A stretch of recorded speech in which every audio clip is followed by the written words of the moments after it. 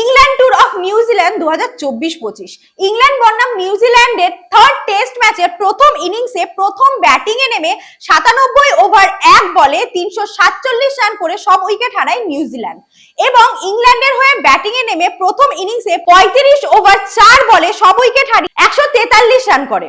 এরপর সেকেন্ড ইনিংসে প্রথম ব্যাটিং এ নেমে নিউজিল্যান্ড 101 ওভার 4 বলে সব উইকেট হারিয়ে 453 রান করে এবং ব্যাটিং করতে নেমে সেকেন্ড ইনিংসে 47 ওভার 2 বলে 234 রান করে সব উইকেট হারায় ইংল্যান্ড। থার্ড টেস্ট ম্যাচে দুই ইনিংস শেষ হওয়ার পর নিউজিল্যান্ড ইংল্যান্ডকে হারিয়ে 423 রানের ব্যবধানে জয়লাভ করে। সেকেন্ড ইনিংসে ব্যাটিং করতে নেমে নিউজিল্যান্ডের হয়ে উইলিয়ামসন 204 বলে সবথেকে বেশি 156 রান করে।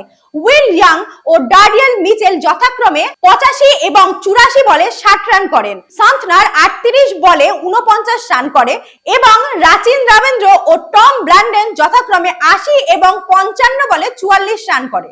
অপরদিকে ইংল্যান্ডের হয়ে ব্যাটিং করতে নেমে জ্যাকব ব্যাথেল 96 বলে 76 রান, রুট 65 বলে 54 রান এবং গাস আনকিনটন 41 বলে 43 রান করে স্কোরবোর্ড কিছুটা এগিয়ে নিয়ে যায়।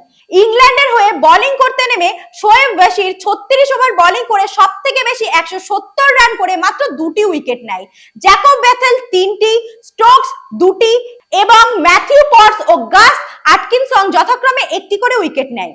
এরপর নিউজিল্যান্ডের হয়ে বোলিং করতে নেমে মিচেল সান্তনার 4টি, ম্যাথ হেনরি ও টিম সাউথি 2টি করে এবং উইলিয়াম ওরাওকে যথাক্রমে 1টি করে উইকেট নেয়। থার্ড টেস্ট ম্যাচের খেলায় প্লেয়ার অফ দ্য ম্যাচ হয়েছে মিচেল সান্তনার এবং প্লেয়ার অফ দ্য সিরিজ হয়েছে হ্যারি ব্রুক। দেখা যাক পরবর্তী ম্যাচে কোন দল নিজের জায়গা করে নিতে পারে। দেখছেন এইচপিএস স্পোর্টস। নমস্কার।